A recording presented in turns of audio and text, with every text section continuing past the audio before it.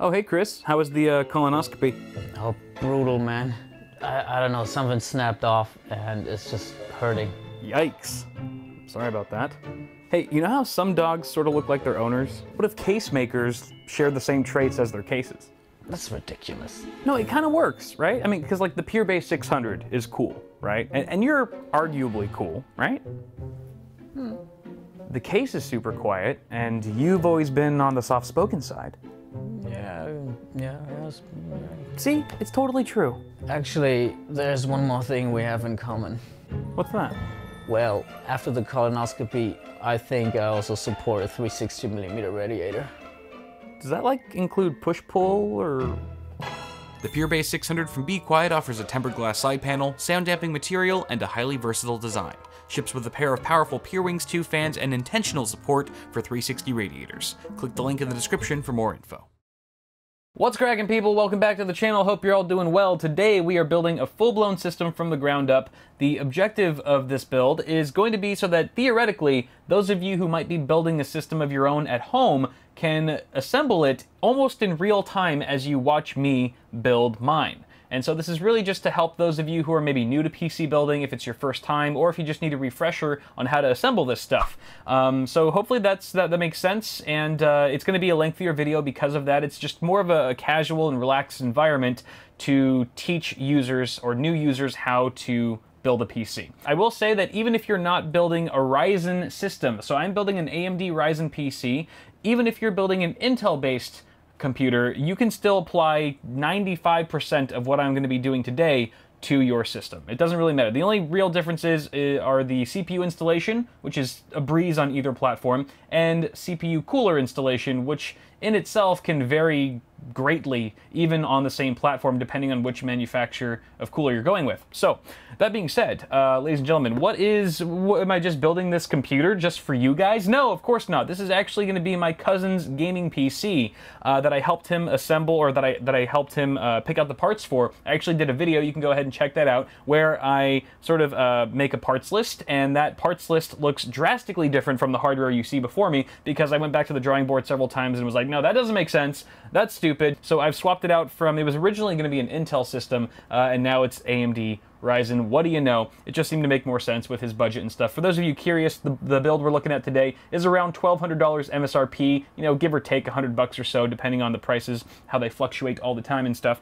But let's go ahead and go over the parts, shall we? One by one. I'm going to do it really quick because we've got a lot of building to do right afterwards. So first off, our CPU of the hour is the Ryzen 5 1600. It's a 6-core, 12-thread part.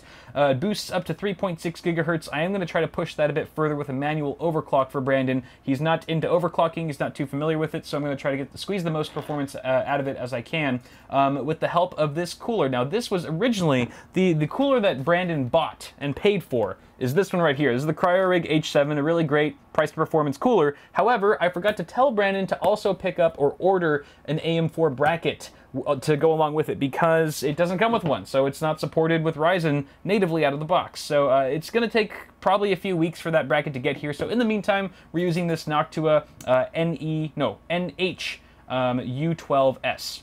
Fantastic cooler. Brandon can decide if he wants to keep this one or swap it out for the H7 once the bracket arrives and that sort of thing. So that takes care of that. We've also got a B350 Tomahawk motherboard from MSI. This is a fantastic little budget board. I believe that this is one of the ones that has a PLX chip, so it supports Crossfire and all that jazz. It's a really nice sort of a black and red color scheme. Actually, the red is very subtle on the VRM heatsinks. Probably shouldn't clash with anything else in the rig, but fantastic little board here that is going to be paired with the GTX 1070 Superclock Edition from good old EVGA. This is still, I think, one of the more affordable 1070s that you can find on the market.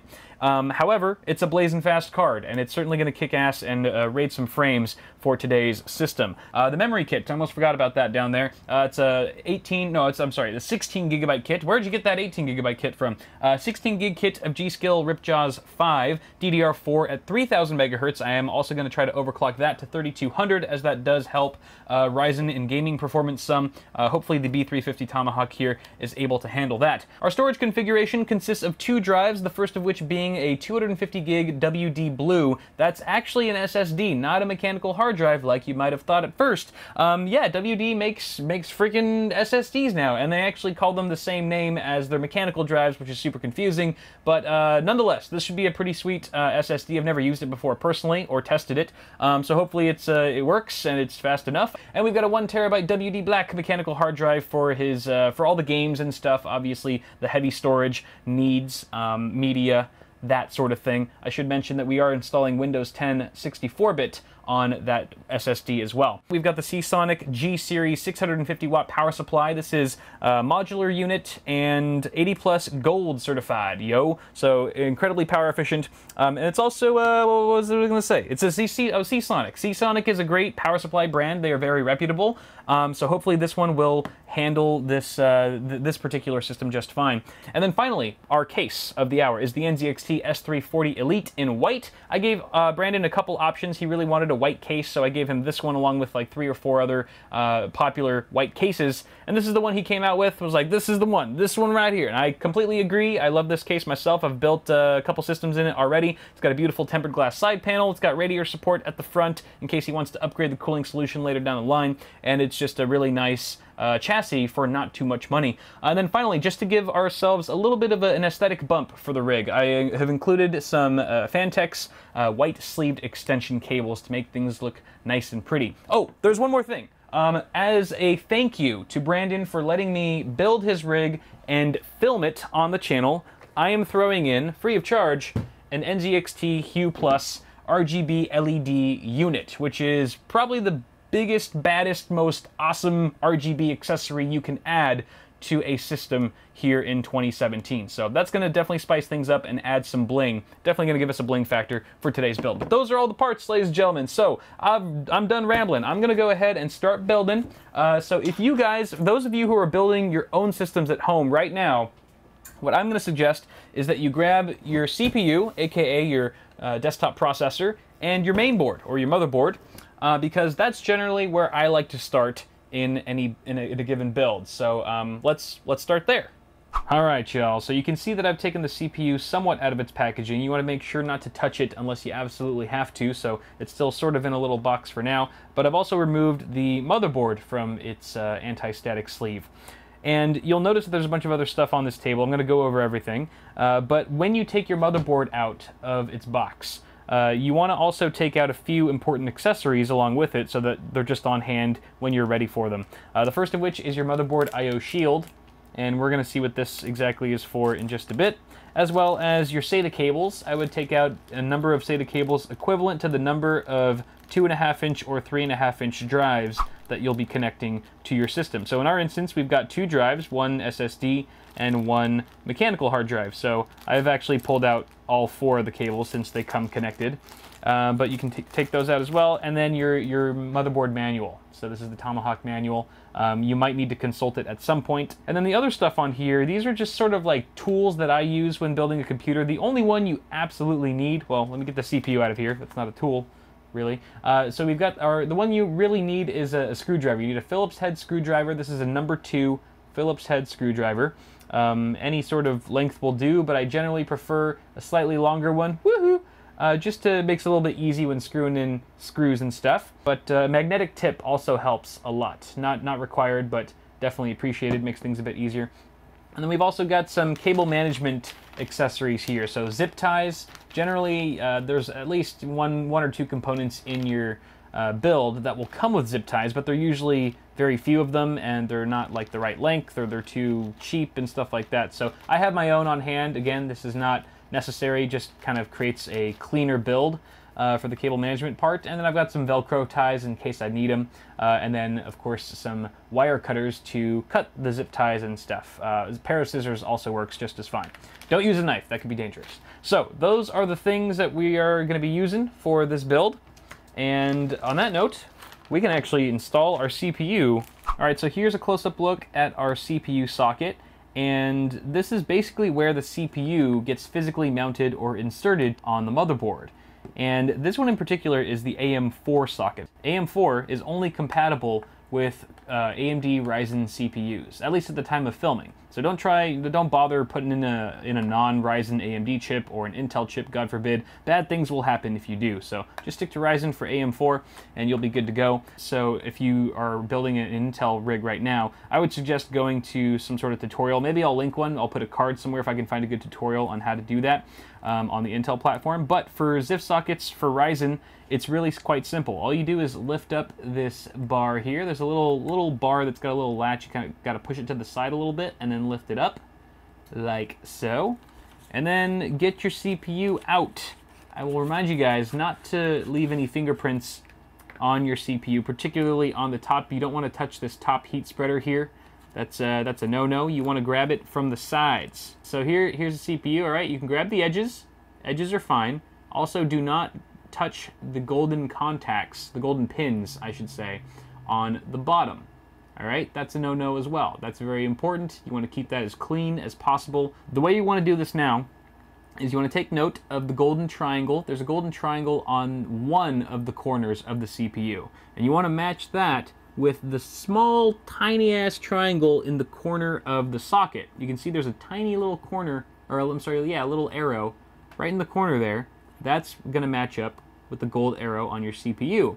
So the way you want to do this is grab it with one hand, one finger on each side. I use my thumb and my index, and you just go straight down into the socket. You'll notice that the pins, you have pins on the bottom and you have pin holes in the socket. So obviously you're going to be slotting all those pins into all those holes, and it should just drop down. It should feel snug. It should feel like it's in there.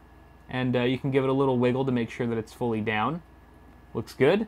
And then you take the lever and you just push it back to where it was. There will be a little bit of pressure. Don't let it scare you though. And once the lever locks back into place, voila, you've just installed a CPU. Now some CPUs, including the one that we're using today, come included with a stock cooler. And this one in particular comes with the AMD Wraith Spire, which is a fantastic stock cooler, but we're using something a little bit better. We're using that Noctua cooler that I mentioned earlier at the beginning of the video, so we actually don't need these mounting bars. These mounting bars on either side of the socket, those are for the stock cooler, but we don't need those. We want to make way for the Noctua cooler bracket, so we're going to actually remove these by unscrewing each of the screws. There's 2 screws on either side, and upon removing them, the mounting bracket should pop off just like that. Do the same thing for the other side. So we are going to want to keep the AM4 backplate in place because that's how we're going to mount our third-party air cooler here. And this is where things get a little tricky because there's no standard method for installing CPU coolers. It all sort of differs based on the manufacturer. This Noctua cooler installation will be vastly different than an NZXT cooler versus a Thermaltake cooler versus a Phanteks cooler, a Corsair cooler, and so forth. So this is really the only part in the build where I'm going to have to leave you guys on your own, I promise.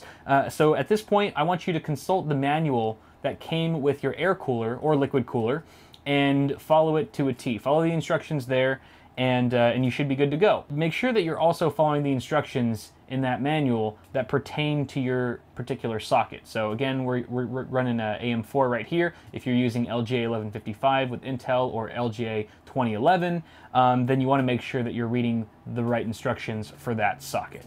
But before I let you go and off to your own installation with the cooler, I will teach you how to apply thermal paste. And it's fairly simple. Thermal paste is basically a thermal interface material that basically is a heat conductor between the heat spreader of the CPU and the base plate of your cooler. It basically allows for heat transfer between your CPU and the cooler so that you get better absorption, better dissipation, and superior thermals. If you don't use thermal paste, you're going to have a bad day. You always, always, always want to use a proper application of thermal paste. So what you want to do, I have a little plunger here. Yours probably looks a little similar.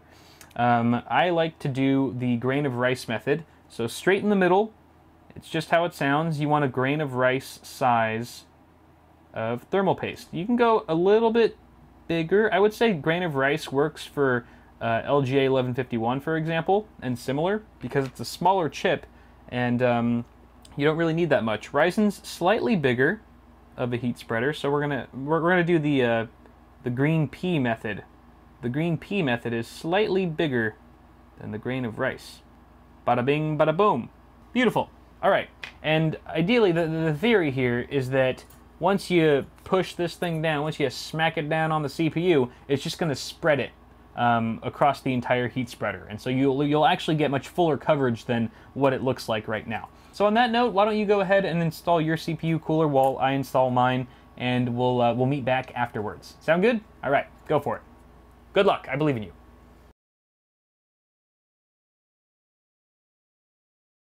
All right, moving on to the memory. So installing the memory is one of the easier parts about building a PC, but there are a couple things to be aware of. The first of which is that you have these 4 DIMM slots. At least on this motherboard, there are 4 DIMM slots that you would actually populate, and they can actually be covered or blocked if you have too big of an air CPU cooler.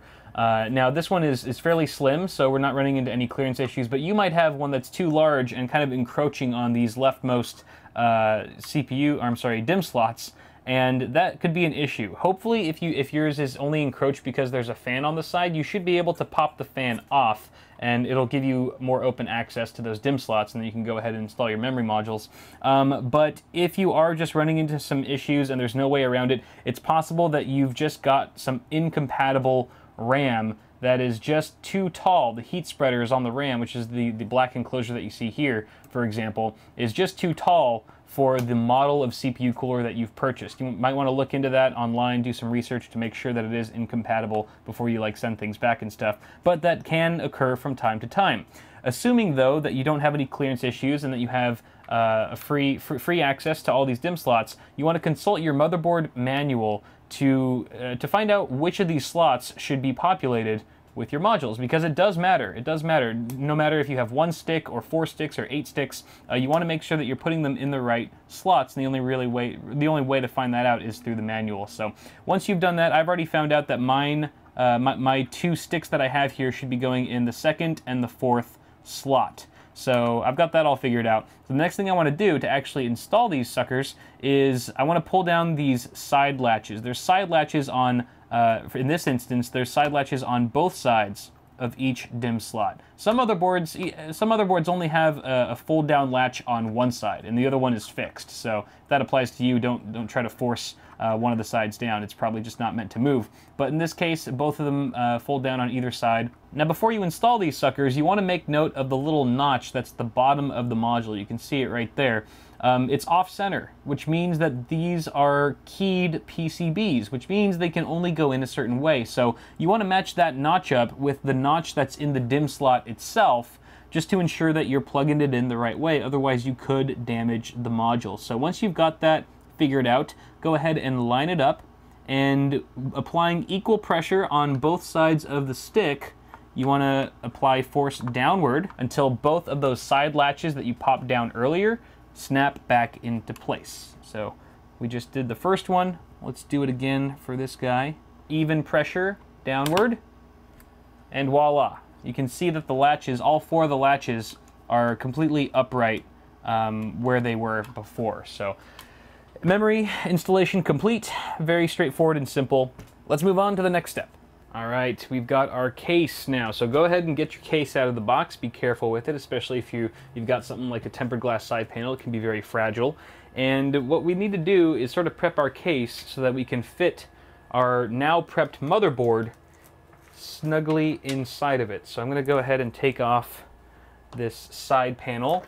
Now, if you guys have a more conventional side panel that's not tempered glass, you probably don't have these 4 thumb screws directly on the side. You probably have 2 thumb screws on the back or something similar, depending on the case. So go ahead and remove the side panel carefully. Be especially careful. I mean, whether or not you have tempered glass, you should still be careful if you have like an acrylic side panel window or something like that, because they can scratch very easily. I would advise leaving the plastic wrap on the side panel window until you're absolutely done, 100% complete with the build. I know it's tempting. I know it's tempting to peel it off the second you see it and go, ooh, ah. But trust me, you'll thank me later. It's not worth it. Now I'm also going to remove the back side panel, and you guys should too, just in case you find any accessories back there. A lot of times case vendors like to put the accessories inside of the case. They like to hide them either in the drive cage or in the power supply shroud somewhere.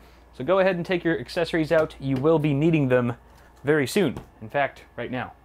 Let's go ahead and put the case on its side so that the main side is facing up and the back side is facing down. Boom. And here's where you want to bust out your motherboard I/O shield that I told you to remove from your motherboard box earlier. Take it out of the plastic wrapping. Like so. It's like an ASMR video now. And you want to make sure that you line this up properly. Generally, the shiny side, if there's a shiny side, is going to face inside, inward of your case. And the really nice outside, or the really nice part is going to be outside, obviously, because you can see it. And the way this goes, so you already know it's going to go either this way or this way, right? With the shiny side inside. Now it's just a matter of which way does that go. You can just line it up with your motherboard, or I can just tell you a rule of thumb, where you see the little circles, all the little audio circles, that's going to go on the bottom, towards the bottom of the case. That's pretty much the best way to tell. And then just go ahead and pop it in. This can be a little tricky. It's hard to know once you've popped this in, and it's sort of, you have to kind of do it by feel and by sound. So you hear that? That was part of it popping in.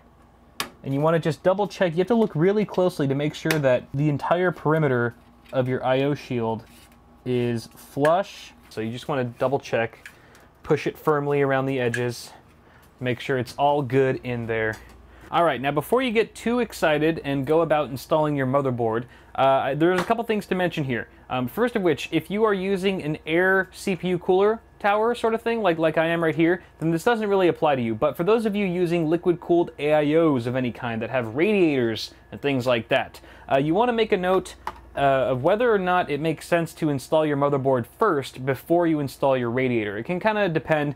For the most part, I would say the rule of thumb is you install your motherboard first and then your radiator, but there are some instances where the reverse is true and makes more sense for that particular configuration. So you just want to sort of think it through. If you're not sure, maybe just look up in certain manuals to see what they suggest, or if it's not there, look online, but that is something to point out. The other important thing to note before you install your motherboard is that you have your motherboard standoffs installed. Now, NZXT has already done us the solid of pre-installing these, and these are these little metal pegs that are sticking out of the motherboard tray that give your motherboard a little bit of lift. It kind of prevents the trace layouts on the back of your motherboard making contact with the steel surface of the case itself to prevent any sort of shortages and things like that. So it's very important that you have these in place. Again, NZXT's already put them here, and if you're lucky, you'll actually get one in the middle, a peg in the middle that's it's got a little bit of a tit on it, a little bit of a lift off. It's a little bit taller than the other ones. It looks a little different than the other guys, and that's just so that you can have something to latch onto. There's obviously a hole in the middle of your motherboard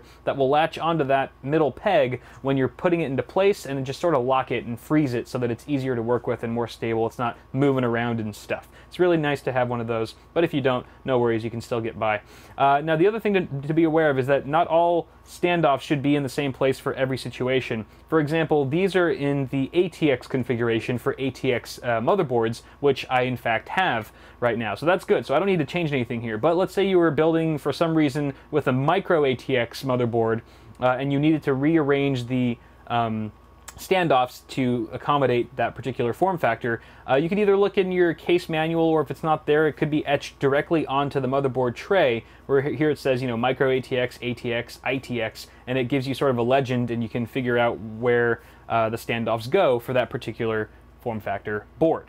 Now then, we can go ahead and mount our motherboard now that that's all out of the way. And I like to grab the motherboard by either side. I really try my best not to grab it by the CPU cooler. That's a bad habit of mine, I know, I need to stop. And then I just sort of just push it in there, just gently. I like to look at the back of the motherboard, or behind the case, so I can align the I/O, the rear I/O, with the I/O shield. And then if all goes well, the middle peg, the lifted peg, will latch on, and voila. The motherboard's not installed yet. Don't put the case upright. It'll just probably fall out and something will break.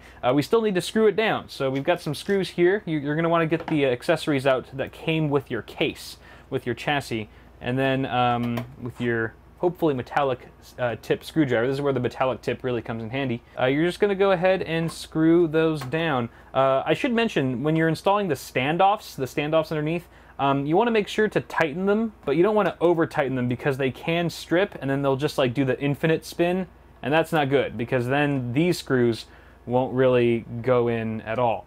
And then likewise, when you're screwing in these screws, you want to make them snug, but not too snug. Again, because you could strip them, and if you over tighten them, then removing them, when you remove them, you might actually pull out a standoff, or the standoff might come along with it, and that can be a pain sometimes to work around that. So you can expect with a standard ATX motherboard that you have to input about 8 or 9 of these screws. We only have to do 8 because the middle standoff is a raised one, but if yours is not raised and it looks like all the other ones, then you will have to put a 9th screw right there. And voila, now we can say our motherboard is properly installed. We can put the case up if we wanted to, which we're going to actually need to do now to install the power supply. Alright, so I've got my power supply here, and sure enough, it is partially modular, which means you have some of the essentials that are just hardwired into the power supply, and the accessories, or the peripheral cables, if you will, are separate. So you could plug these in as you see fit, depending on what devices you want connected, which is really nice. Helps clean up cable management a bit, because you're only connecting the cables that you need instead of everything and trying to find a place for the ones that you aren't using. So I've kind of already figured out which ones I need. The ones that are connected are the standard essentials that most people will be using anyway, which is your 24-pin ATX. This goes to your motherboard directly, as does the 8-pin EPS. This is the CPU connector. And then we've also got one for PCI Express. This is for your video card. We've actually got 2 8-pin connectors. These are 6+2 pin design. You can see that they kind of split off, and this is going to be plenty for our video card, so we don't need to add additional PCIe cables to this guy. What we do need are our peripheral cables. So we need some SATA cables here, both for our 2 drives. We do have an SSD and a mechanical hard drive that are SATA.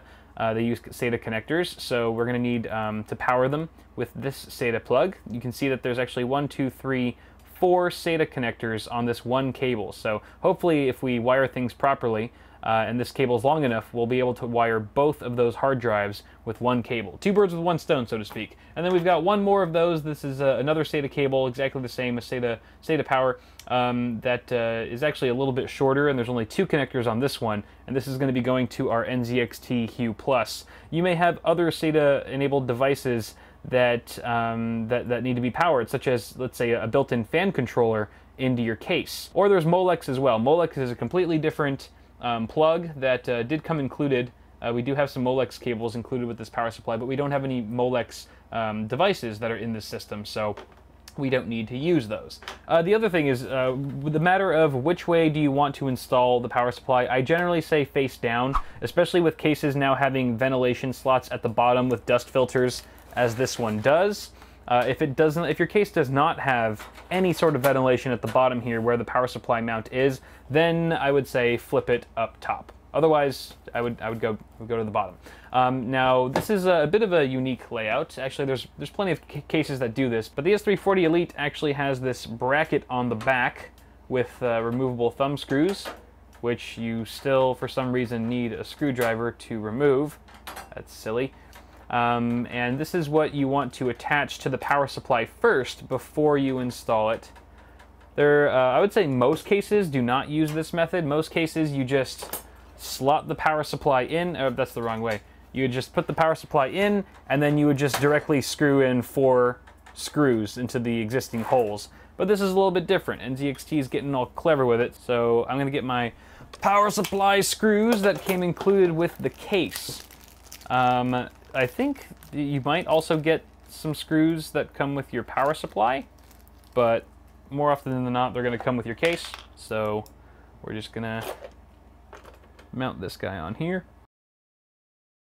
Alrighty. Okay, now then, before we install the power supply, I'm going to connect all the cables that I need right now, because it's a lot easier that way to connect them outside of the case than it is to try to finagle them inside once the power supply is already installed. First SATA cable, and you want to make sure that you're plugging it in. It's all labeled, so it says PCIe, that's for our graphics cards, the CPU, obviously, and then peripheral IDE/SATA, which is what we want. That's the one we want right there. So you can just pop that sucker in and do the same thing for our other one. Boom. Okie dokie. So then now, what I like to do is sort of group the cables together and push them through the backside of the power supply mounting area and just slide it in like that and screw her down. Now some cases will have you mount the power supply from behind the motherboard tray this way. I'll just have you slot it in from this side as opposed to behind the case. But every case is a little bit different, so again, check your motherboard, or I'm sorry, your case manual for details. Alright, that looks good for now. We're going to leave the power supply cables as is for now. We're going to move on to something else. Let's do the front panel connectors. Oh, how exciting. So here's a look behind your motherboard tray, and for starters you can see our power supply that we literally just installed with all the cables coming from it. But then you've got this whole other mess of cables that seems to be stemming from the front of your case. Apart from these two, these are fan cables, we'll talk about that later. And these are your front panel connectors coming from the front. Everything that's at the front of your case, including the power button, reset button, power and hard drive LEDs, USB ports, audio jacks, etc., that all needs to get wired to your motherboard one way or another, and that's what these cables are for. So each one represents a different thing. You've got your USB 3.0, which is the big blue one, USB 2.0, which is labeled, and these really tiny ones, these are really tiny ones and make up your hard drive and power LEDs, your reset button, power button, etc. And then you've got special things that pertain to only some cases, like your HDMI port here, if you're into VR, and an HD audio for your 3.5mm headphone and microphone jacks. So yeah, we've got these to plug in. We're gonna have to flip the case around so that we can start wiring these guys correctly to their appropriate headers. Alright, so we're on the other side of the case now. You can see I've already routed all of my front panel connectors through the various cutouts in the case. Now I did this strategically. I didn't just pick any old cutout and stick a cable through. I actually routed each cable through the cutout closest to its appropriate header, which is why the HD audio connector, or the HD audio plug, is right next to the HD audio connector on the motherboard. The USB 3.0 connector is right next to the USB 3 header on the motherboard, and so forth. So that makes it really easy for plugging and plugging things in. I'm just going to go ahead and start with the USB 3.0. Now the USB 3.0, in fact, all of these except for the really tiny cables, the really tiny connectors, are keyed. So you want to make sure that you're plugging them in the right way, or you're going to have a bad day and break some pins. I have broken many a USB 3.0 pin before, so I am a little nervous right now. There we go. USB 3 is secured. Moving on to the little guys. We'll move on to the little guys. The little guys, so we've got power LED, and hard drive LED. The common one that's missing here that the S340 Elite does not have is the reset button, but that's okay. We're gonna locate it on the motherboard. It's right here for this particular board. You're gonna have to look it up in your motherboard manual. Each board's different as to where these little guys go. Actually, sometimes it's printed. Oftentimes it'll be printed somewhere on the motherboard telling you where the pins go, and in this case we do see that. Power switch is plus and minus that way. If you're not sure which way is plus or minus on the switches, I believe it's you'll see a little arrow indicating plus, the positive. Side with the no arrow is the ground, and then we've got the hard drive LED, which is right there on the bottom. Underneath, this could be a pain. There we go. All right, little bastards are all plugged in. We can move on to our USB 2.0, which is right next door. This is also keyed, as I mentioned. And if one of these pins snaps off on any of these headers, you're pretty screwed. Oh, also, by the way, for the USB 3.0, I should have mentioned this earlier, I'm sorry. If your motherboard has two of those ports, it looks like you could plug it in either or. See how this one also has a USB 3 port down there? They are effectively identical, so it really doesn't matter which one you plug it into, just whichever one is more convenient or what have you. And then this is the HD audio. There she blows. There she blows. Front panel connectors are installed, ladies and gentlemen. Let's go ahead and do the fans next. I like to start with the little wires first, and then we can work our way up to the big kahunas, like our 24-pin ATX and PCIe after we install the video card and stuff. So, fans. All right. Fans, actually, we don't even have to cut right here. You'll notice that there are no fans at the front of the case, which is kind of odd, and that's by design because NZXT is expecting the user to install an AIO at the front of the case, which comes already with fans. So, since we're not using an AIO, we're using a air cooler, not a liquid cooler, we are going to install 2 additional fans for my cousin. So I've got actually 2 NZXT fans. These are from my my other NZXT case. These are 120 millimeters. They're exactly identical as the existing fans in the case. So we're going to install them at the front as intakes. And to do that, we first have to pop off the front panel of this case.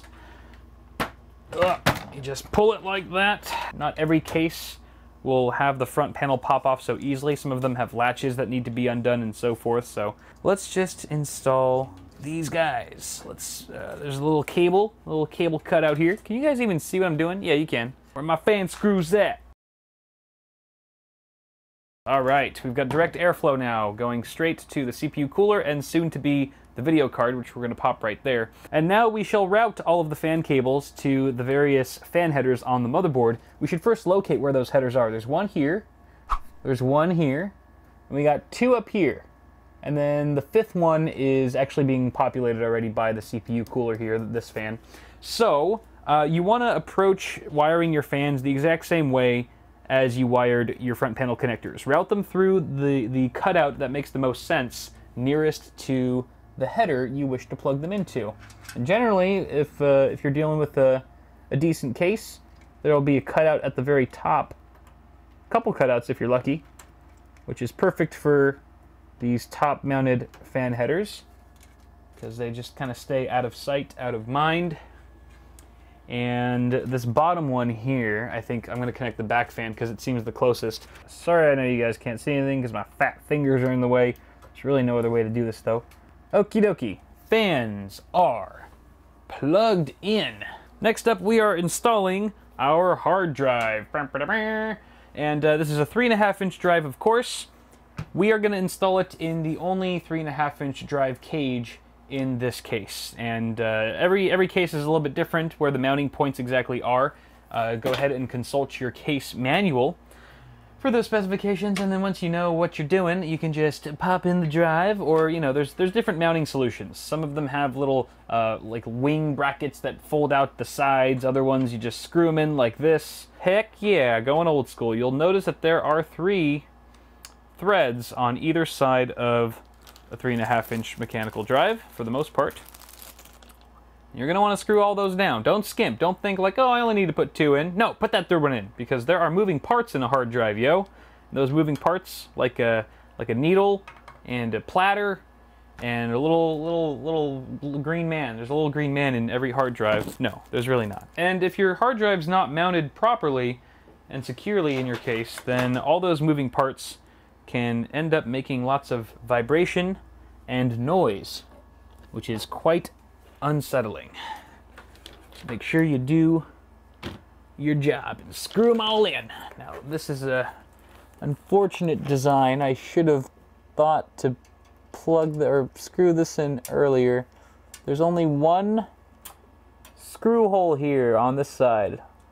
The case only gives you one screw hole, so I'm screwing it in with my hand, which is not good. I'm gonna get a smaller screwdriver. I have a little screwdriver head here. That's really the only thing that I could fit inside of this tight space. Woohoo! Is just the tip. Woohoo! It should get it tight enough though. All right, there's our hard drive. Look at him, so cute. He's all secure and mounted and stuff. Hey, what is this? What is this right here? This looks awfully familiar. This almost looks like that one SATA cable that we had plugged into our power supply from earlier. Oh my Lord, it is. And it is also, it's the same L shape. My goodness, so you want to line that up and just push it in. Just nice and easy. Oh yeah, right there. That is firm. That is real firm.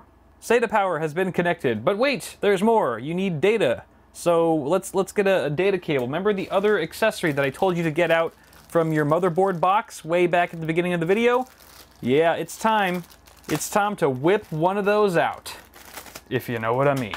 So we're gonna get one of these. Now these have two different connectors, or two different ends. You can get flat. You can get flat on both sides, or you can get one flat and one right angle. It just depends on what the manufacturer has given you. Usually they give you two of each. And generally, if you're using the right angle, I like to save that for the drive itself, as long as it makes sense to do so. So that looks pretty good. And then the other end just goes into one of the SATA ports that's on your motherboard. I'll cut to a B-roll shot of that. Now, a couple quick things to note about the SATA data cable before we move on. First of which is that you will hear an audible click once you've inserted it far enough into the port, letting you know that you've established a secure connection. You can even tug on it, it won't budge unless you push down on the metal latch, only then will it release. The other thing is, how do you know which of these ports to plug into? I mean, they all look the same, but if you consult your motherboard manual, it will tell you which of these ports are wired to the native chipset on board, this one being B350, and which ports are wired or controlled by a third-party add-on controller. Add-on controller is good to have, but it shouldn't be your first choice. You should always opt for the native chipset on your motherboard. In this case, all four of these ports are natively controlled by B350, so it doesn't really matter which ones we go with. But if you were to connect, let's say, an SSD, in particular, it doesn't really matter for hard drives too much, but I'd still recommend native chipset anyway. If for sure an SSD, you want to be sure that it's plugged into ports controlled by the native chipset. Otherwise, you could incur a bit of a slowdown in certain situations. So, just to be safe, native chipset, check the motherboard manual. Good. Okay, you know what? While we're here, why don't we just stick in another one, so she said, for our SSD that we're about to install, yo. Sounds pretty good to me. Alright, I don't like the way that looks. I'm gonna do it flat, like the other one. It will be creeping up behind him. Alright, there we go. Beautiful. Okay, now we gotta install our SSD. Alright, so as I've been saying throughout this video, every case is a little bit different, and that means you don't know. I don't know where you're going to be mounting your SSD to. I don't know if it's going to be above a power supply shroud like this one, if it's going to be behind the motherboard tray, maybe in a drive cage somewhere at the front. You just don't know with SSDs these days. They're just so darn small they can fit pretty much anywhere. So case manufacturers have come up with so many clever options for mounting them in different places. But consult, once again, your case manual to find out where you should place your SSD. Oftentimes they give you more than one choice as to where you want to mount it. I would mount it in the best place. That would be my recommendation. And there are 4 threads at the bottom of every SSD. There's also threads on either side of the SSD, so depending on the case maker, that will determine where you're screwing things in. In this case, obviously, we're doing it from the bottom. I like it better on bottom, personally. Oh, by the way, I took the sticker off the SSD already because it was hideous. Oh, you know what? This is an important lesson. Before you mount your SSD, you might want to think about plugging it in first with your SATA and data cables, if it makes sense. Again, use it as a case-by-case sort of suggestion. But in this particular situation, it does make sense to connect the cables first before mounting it down, because the port is hard to get to once the drive is mounted flat against the chassis. So I've got one cable for you here. There's the data. And now we give it power. When I say power, that you're supposed to come out when I say power. You ruined it. So let's go ahead and mount this just the same as we did with our hard drive. You might need to bend the cables a bit. You need to flex them a bit just to get them to play nicely sometimes. Look at my forearm. Ugh, working that out. Yeah, I've been screwing a lot lately.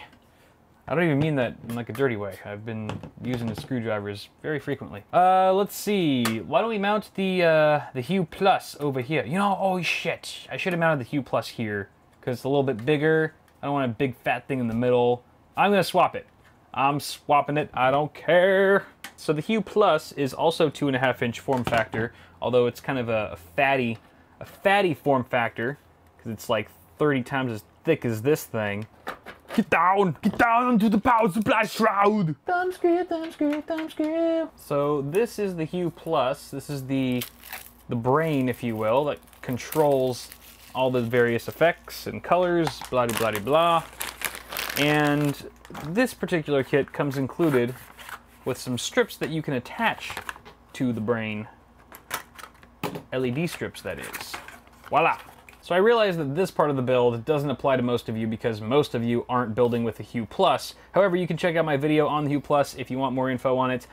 For now, I'm just going to go ahead and take care of this, but we're going to skip it for the purpose of this video and move on to the next part. Alright guys, now we're plugging in our meaty connectors. They're not really called meaty connectors, they're just the bigger plugs, certainly much bigger than the front panel connectors or the fan headers. So starting with the 24-pin ATX. This is our supplemental motherboard power connector, and it's the big one. It's the big, fat, chunky one. It's hard to miss. 24 pins, if you want to count them, just to be sure. And you'll notice that there's a clip on one side and no clip on the other. All right. Remember that clip, because there'll be a little edge sticking out, a little latch on one side of the connector, so the clip will go on that side. So yes, these are keyed. They will only go in that one way. Sorry, my hands are in the way. Oh boy. Boom. All right, it's plugged in. Next up, we've got our 8-pin CPU connector, and this looks like 2 cables, but it's actually just one, and it splits off into 2. The end that splits off into 2 is the part you want to plug into your motherboard. Sometimes when it's split, you'll actually have a little mechanism to lock the 2 halves into place so they stay together, like so. And then the header on the motherboard that you plug this into is typically located in the top left corner, right there. So you just gotta feel around for it. This port here can be a pain, especially if you don't have much room. And hopefully I remember to put an annotation when I was talking about installing water cooling radiators that sometimes it's best to install your power supply first, and then your motherboard, and then plug in this gosh darn cable before you install your radiator, because sometimes the radiator, if you're mounting it at the top of the case, can easily block your 8-pin cable. That's good though. There's a cutout at the top of the case, fortunately. Thank you, NZXT, for that. Just route it right through. Oh, there's our LED strip falling down. And then bam! Next up, we've got our PCIe extensions for our graphics card, but we don't have a graphics card installed yet, so we should do that first. All right, and moving on to our last component for today, which is the graphics card. Woo! We made it. Very exciting stuff, and this is a really straightforward installation. The first thing you want to do is consult your motherboard manual and find out which of these PCIe by 16 slots you should be populating. Typically, it's the top slot, but you want to check the manual just to be safe. And what you want to do first is lower the latch that's at the end of the slot you wish to populate. And then once you do that, that actually kind of opens it up for access. And then you need to remove some expansion slots. And the number of expansion slots you need to remove depends on how wide your card slot width is. So this is a 2-slot card. You can see it's got 2 rows, 2 of these little rows here. You can look up the specs, the official specs on the manufacturer's website just to be safe. So you're going to remove, since we have a 2-slot card here, we need to remove 2 expansion slots. The first one being the one that's just adjacent to the slot itself. And then since we're going to need room below that, we have to remove the expansion slot beneath that first one. So very simple process here. You're going to want to undo the thumb screws. In the S340 Elite here, there's actually like a second panel, or there's like a big panel that you have to remove first in order to access the thumb screws. So I'm going to go ahead and do that first. Most cases don't have this, so that's one less little step you have to worry about. All right, so that panel's gone, and then you just remove the 2 thumb screws that you need to access their expansion slots there. Haha! Look at that. All right, beautiful. So now we have room for the video card. We're gonna go ahead and just hold it gently, and you want to just sort of line it up with the slot, and you'll see that there's actually a notch. You'll see there's a notch in the video card connector, and that should line up with a notch in the motherboard slot. And very much like your memory, you'll hear a nice click, a very satisfying and noticeable click, and then you just go ahead and screw the thumb screws back in. You want to make sure that they're fairly tight. You don't want to over tighten, but make them snug. Mount this plate back on. And finally, you want to connect your PCIe connector. Very, very similar in how we connected our 8-pin EPS CPU connector and our 24-pin. It is keyed. There's a clip on one side and also a latch on one side of the connector of the video card itself. You want to line those up. And if you're rocking a similar plug like this where it's a 6+2 design, then you want to make sure that those are sort of connected. There's a little bit of a ledge at the bottom, at the base of the plug itself, and you want to make sure that that is flush before you plug it in. If you do it all correctly, it'll go in like so. And then you want to route this obviously through the best possible grommet. You could route it through this right here, this sort of sidebar, at least for the S340, or it could go down below into the basement, but I kind of like it behind. It just makes it a little bit more discreet. It's all a matter of preference on how you like the look. Okay, and then obviously you always want to make sure that all the plastic wrap that comes on your fresh products is removed before operation. You don't want any of this stuff getting too hot. These computer parts can get really toasty. You don't want melted plastic in your rig. All right, I think that's good. I think we're good. I think on that note, we just got to take care of some cable management, which is on the back side, and we will be completely done with my cousin's PC. And hopefully you'll be done with yours too. So where do you even begin with something like this? This is pretty intimidating if it's your first time or you're not too familiar with how to do this, but it really is quite straightforward. And honestly, guys, I've done, this is sort of an old video, but I have a in-depth video on cable management. So you can go check that out for even more detail than I'm going to give here. This is going to be more high level. But essentially, you have to see at first what you have to work with in your case. So this one in particular has a huge basement. There's just like this huge enclosure that goes over the power supply and the drive cage, and you could just stash a bunch of cables down here and it wouldn't be visible on the other side whatsoever, which is your beauty side. You want that side to look nice. This side, more or less, it doesn't matter as much. It's kind of a personal preference thing.